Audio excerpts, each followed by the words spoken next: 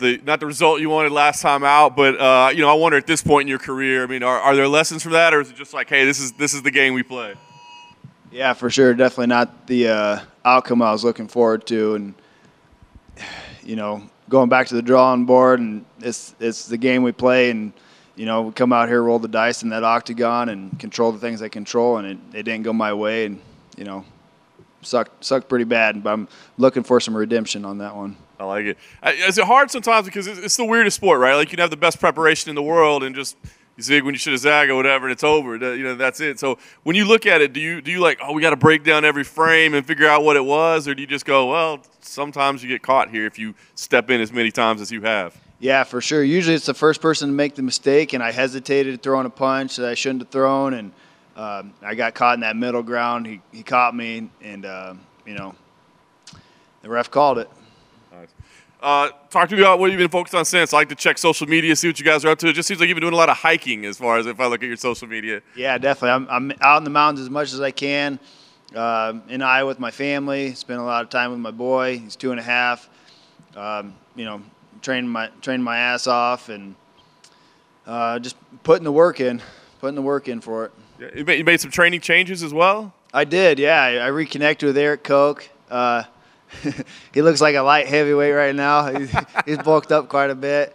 But we're old training partners since like 2011. Trained in Milwaukee a bunch. We're both in Iowa. He's my head coach, and he's running a good fight team in Cedar Rapids, Iowa. I got Ben Askren coming out in my corner, and still training with my grappling coach in Des Moines as well. Very cool. What was the motivation behind that? Was it just to change things up, or geographic thing, or what was the decision? I've been meaning to reconnect with him sooner, and it just, you know, it didn't work out, and so I needed to change things up. He actually prepared to fight Dober 3 different times as well, so and that helped. And we kept it real simple for this camp too. Been, you know, training my butt off, of course, and controlling everything I can control, and putting in the work, and just keeping it simple. That's awesome. All right. So, what do you think about Drew as an opponent, and kind of what he offers you? He's a big name. You know, he's been around for a while. I actually fought on the same card he made his pro debut on back in 2008 in Omaha, Nebraska, and I've kind of had my eye on him since 2008. You know, quite a while. You know, he's beat some big names. I know this is a big opportunity. I'm looking forward to, you know, taking a hold and seizing the moment and leveling up big time in my career. That's awesome. So you actually remember that, like him from 2008? Yeah, because it's one thing to like look back on a card or whatever and be like, oh, look at who was on the prelims. But you actually remember identifying him and saying, that's a dude I'm going to fight at some point? Yeah, he was impressive. He won. You know, he was, you know, had the kickboxing background, and you know, had a big following even back then. And I had that feeling, you know, that we'd meet someday, and here we are. That's awesome. Last thing for me, I guess, you know, you kind of touched on, I guess, leveling up. I mean, the goal here, you know, as many fights as you are in your career, is it just go pick up another win, or there's still like little things you have to check off, like I want to accomplish this in this fight, I want to make sure this happens in this fight? Yeah, for sure. Keep it simple. You know, the more game planning we do, the more complicated things get. We kept it simple. The big thing is not hesitate. Don't get stuck in that middle ground with him, and you know, no firefighting with this guy. You know, he wants to get. You know, he wants to get hooking and banging and push guys up against the cage, and he's had a lot of success with that, you know, most of his UFC career. So it's like, if it's not broke, don't fix it kind of thing. He's had a lot of success with what he's done. I know it's a dangerous fight. He's got a lot of power. So I'm going to be on my P's and Q's and stay sharp with him. Hey, man, thanks for taking the time. Kind of like a two-part question. It's great to be able to, like, you know, have that mind of Askren, former champion, and Eric.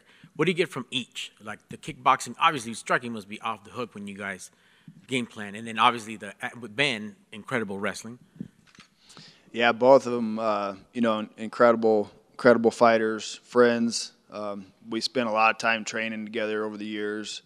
You know, with all your training partners, you know, you see these guys, seeing these guys more than most of my family for the past 20 years. So we spent a lot of time in the mats, and both of them, you know, have been there, done that. You know, especially with Ben, he's just so nonchalant. It's like, you know, this is what we come out to do. Yeah, you know, we put the work in, and I'm just get in there, make it happen. It's kind of like, whatever kind of thing.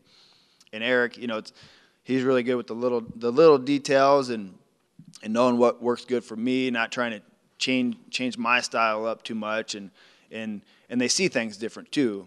It's just, that's where a lot of these mega gyms are having a lot of success too, because a lot of guys have been in it for so long, they just see things differently. If you're training at a smaller gym that you don't have guys that have been there, they see things different. My last fight, for instance, I knew his number one punch was going to be his left hook, and after the fight, he in one of his interviews he said his coaches were calling for they said the left hook's going to be the punch, and that was the punch that he dropped me with. It comes down just to one punch sometimes, or certain movement, or your head movement and things, little details.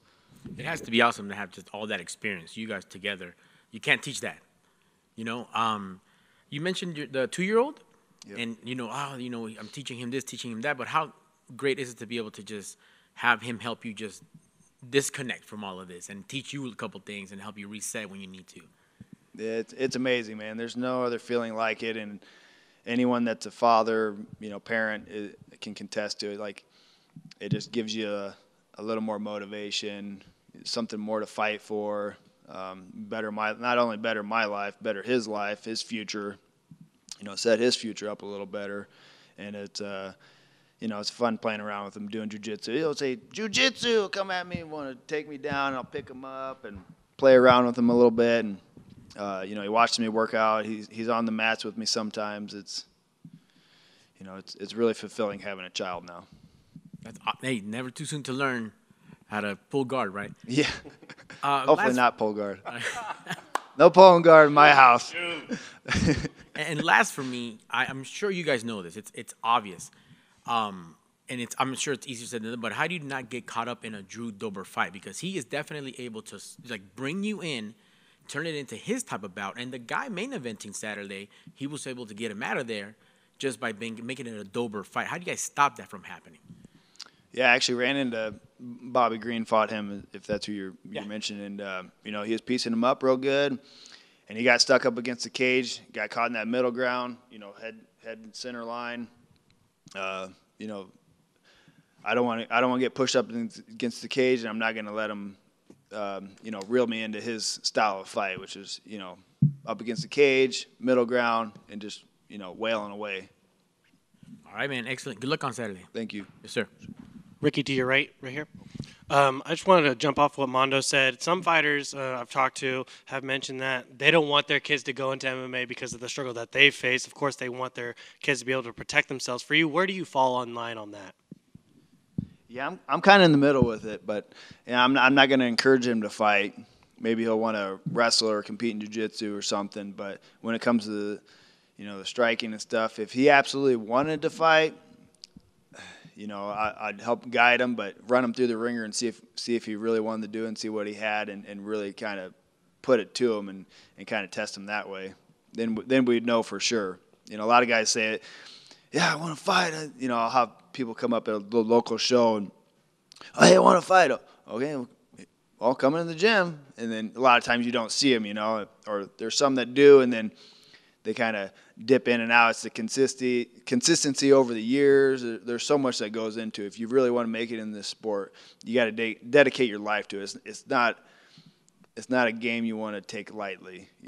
Obviously you can get knocked out or hurt. You have the injuries with just the training alone. Just getting here alone is harder than what most people realize. I've had a lot of injuries in the past, the financial stuff, your support system, your family, your training partners, your friends, the coaches. There's a lot of stuff that goes into this that most people don't realize. You had mentioned earlier about how having your son for the last 2.5 years now has bettered your life. It's bettering his life. And when you reflect on that for the last 2 years, obviously it's been another motivating factor. But specifically, how has that translated of being a father translated into the octagon for you? Ooh. Well, I can tell you, obviously it just motivates me more. I have, another mouth to feed. And, it makes me I got to be a little smart with my training and stuff too, especially like just getting here, like I was saying, my training, if I get injured and you know, can't pick them up for a couple months, like that puts things into perspective where I need to be more mindful of reading my body when I need to back off of certain stuff, work around certain things. So it just helps put things into perspective, I guess. It makes me kind of trim off the fat in my life and see where, you know, maybe I don't hang out with this person or we're just a little better with our time because we have a child and, you know, he goes so fast. He's 2.5 already. It seems like just yesterday he was born, and now he's running around on his bike and wanting to do jiu-jitsu with me and stuff. That's awesome. Thank you for your time. Good luck Saturday. Thank you. Cool. Thank you, guys.